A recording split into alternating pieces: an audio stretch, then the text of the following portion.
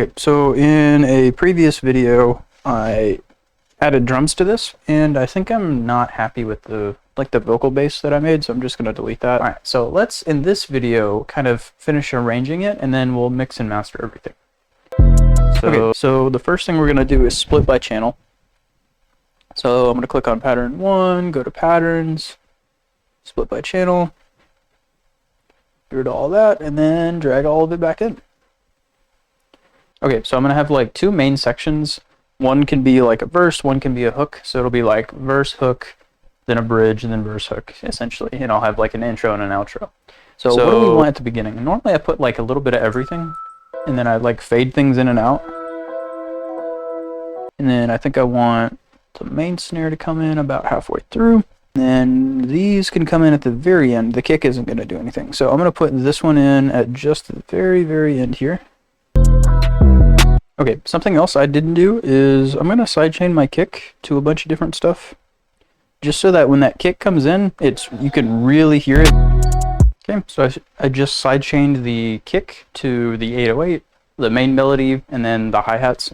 I didn't sidechain it to the claps and snares this time because it wasn't doing anything, so there was no point. And I think I don't want the kick at the beginning. I just want the 808. And then the kick will come in for this section. So for this section here, I'm going to take away like all of the non-necessary sounds. And I think I'll take away the 808 at first, but then it'll come in. Okay, one thing I like to do is take out the hats at the end of each like 16-bar phrase. That way you have these little moments of like more quietness. And for a similar reason, or the same reason, I'm going to take out the 808s and the kick at the end as well. Anything after that main snare, I'm going to take out.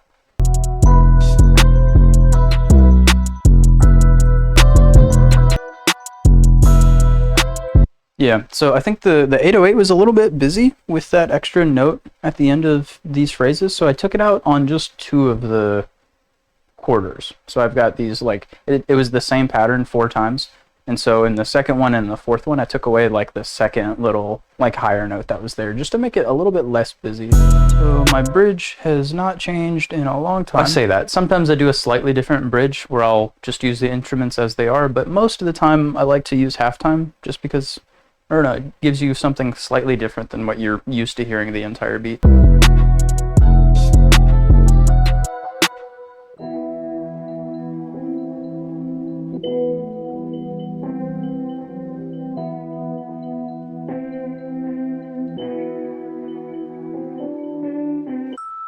And then the next thing I did was just copy everything over. So I just took all of this stuff, and then I hit Control B as in bat, and then that's what caused all that to come over.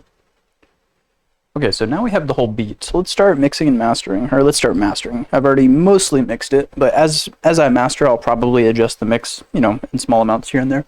Okay, so now I'm going to take all of my melodies, my 808s, and then all of my drum sounds, and put them all on one bus. Call it my pre-master chain. And I forgot to put my tags down. Let me do that real quick. Okay, now we have everything, aside from the tags, on the pre-master chain. So let's begin. So I've got a low cut, which is cutting the low lows and the high highs. I'm also kind of boosting the bass a little bit. I have 3 different instances of Maximus here, and then we'll do one more instance on the master chain. But I'm doing the same thing essentially in each one. I'm just doing multi-band compression. The differences will be like where the bands are placed. So on this first one, you'll see that my low band is 50 hertz and below, my high band is 10K and above. And then on each of the instances of Maximus, those bands are going to be moved. Okay, so on the second one, if we look at the bands, instead of down by the 50, it's been brought up by 175. Instead of by the 10K, it's been brought up by the 5K. And then on the third one, well, we're going to do the third one a little bit more differently, but you can see that the bands have been moved in a little bit more in some ways. So yeah. Something else I didn't mention is on my highs, I am separating them by 10%, and on all my lows, I am merging them by 10%. That's another difference. And also, the amount of compression I'm doing is going to change in each instance. So in this first instance, you'll notice that this note is up by the 9, which means I'm compressing. In the second one, it'll be closer to the 6, and the third one, it'll be closer to the 3, and then when we move over to the master chain, it's going to be completely flat. And basically what that means is, like, if you're all the way up here and you have a straight line, nothing is happening. You just have the normal signal that's coming through. If you bring this down by the 9, you're going to start compressing, If you bring it down by the 6, you're going to compress a little bit more aggressively and more aggressively as you get closer to the 3. And then as you get flat like this, you are then going to essentially be limiting instead of compressing. Yeah. In this first instance, we are up by the 9 or close to it. So let's begin.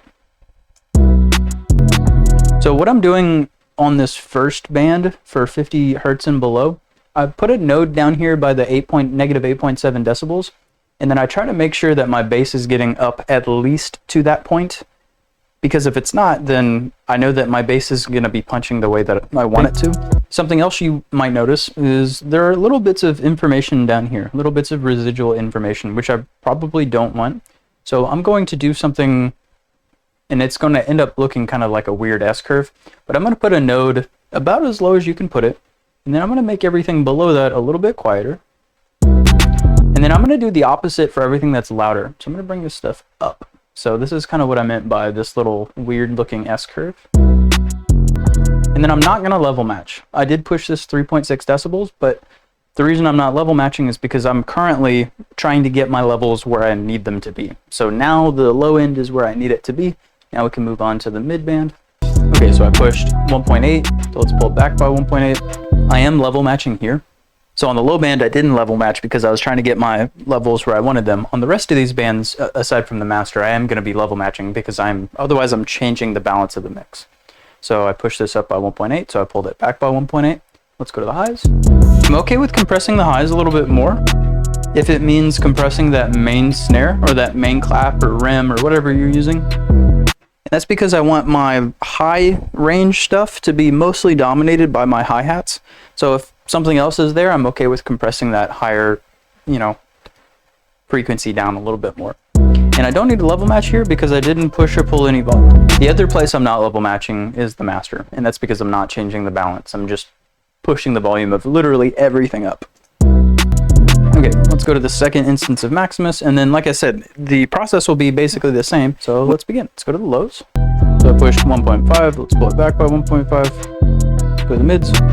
I pushed by 0.6, let's pull it back by 0.6. Let's go to the highs. Don't need to level match that. Let's go to the master. Okay, let's go to our third instance of Maximus, and on this one, I'm going to solo the mid band, and I'm going to move the low band until I can't really hear the 808 or the kick anymore, and then I'll do the same thing for the high band until I can't really hear the hi-hats anymore. And then the process will be the same. So I pushed up by 0.8, let's pull it back by 0.8. Let's go to the mids. So I pushed up by 1.3, let's pull it back by 1.3. And then something else I like to do on the mid band here, on the third mid band, is I like to use the expansion function to make my main snare or main clap a little bit louder. So I'm going to put this node to where it's basically only getting anything above this orange line is basically just going to be that main snare in this case. And then I'm going to take what's above it and turn it up. Let's go to the highs. I don't always do this, but in this case, I kind of want everything that's quieter, everything that's quieter than this, I kind of want to bring it up, but I don't necessarily want to bring up this like really quiet stuff.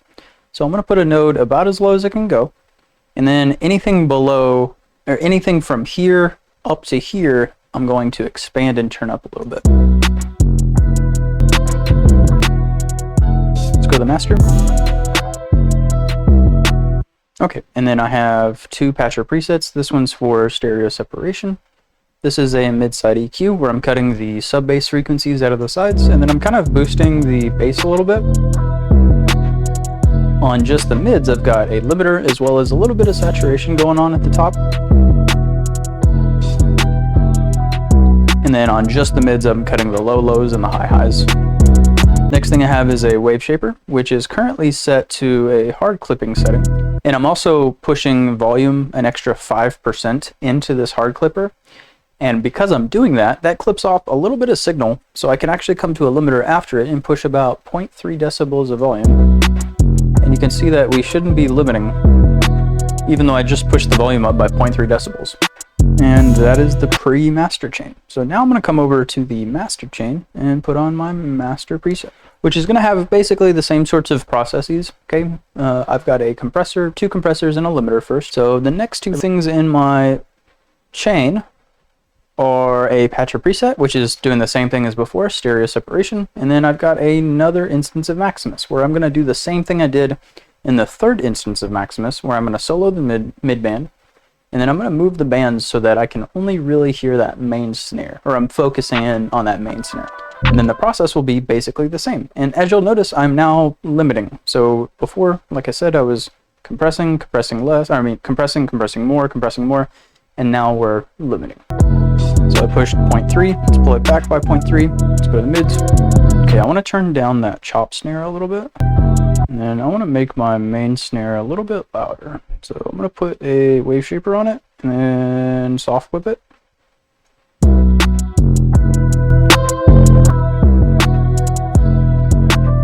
I'm also pushing it into a limiter. Okay, so I pushed 0.5, let's pull it back by 0.5. And then I'm going to do the same thing. I'm going to use the expansion function on this main snare and try to get it a little bit louder.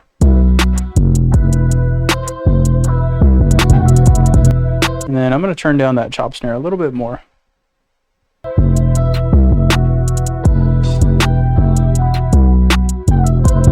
Let's go to the highs. I don't need to level match. Let's go to the master. And then the next two things I have in my chain are a soft clipper, a limiter, and a loudness meter. So the first thing I'm going to do is turn off my soft clipper and then open up my limiter. And then I'm going to use this as like a visual guide for how much I think I can push volume-wise into the soft clipper before I start like destroying the sound. So let's see what it looks like. What it looks like, I might be able to push it about to there. 1.3, maybe. Let's start with that, and then it might be too much, it might be too little.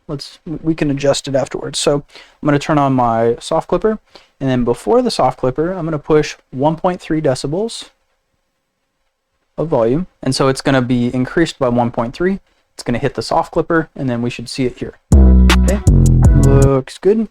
Now I'm going to turn on my loudness meter, and as with anything else in this video, if you notice I'm using the loudness meter incorrectly, or I can use it better, please let me know in the comments. But yeah, I'm going to let the Yulin loudness meter run as the beat plays, and I'm going to be looking at a couple of things. Okay, so I'm going to play the Yulin loudness meter now, and just make sure I'm not getting too loud. So I'm looking at the integrated LUFS to make sure I'm not getting too loud overall, the short-term LUFS just to see, you know, in the short term how loud I'm getting, and then making sure I'm not getting above 0. So I'm really loud right now. So I mixed out the compressor, and I'm actually going to turn this one off completely. Okay, so I'm going to play this again because I was getting really, really loud. Like I was a little bit louder than I wanted to be. So I turned this compressor off, and then I mixed this one back to about 50%. So now I'm going to play it again just to see what it sounds like and looks like. Okay, so it was still a little bit on the loud side, so I'm going to go back to Maximus and turn this back a little bit. So it was 1.3. Let's pull it back to 0.8. Actually, let's go a little bit further. Let's go to 0.6. Okay, so that looks about where I want it. I may come back and adjust things a little bit later, but for the purposes of this video, that's going to be about it. So if you have any questions about any part of this process, or like I said earlier, if you have any advice on using this tool more properly or better, or whatever you want to say, feel free to throw that in the comments. But yeah, let's listen back.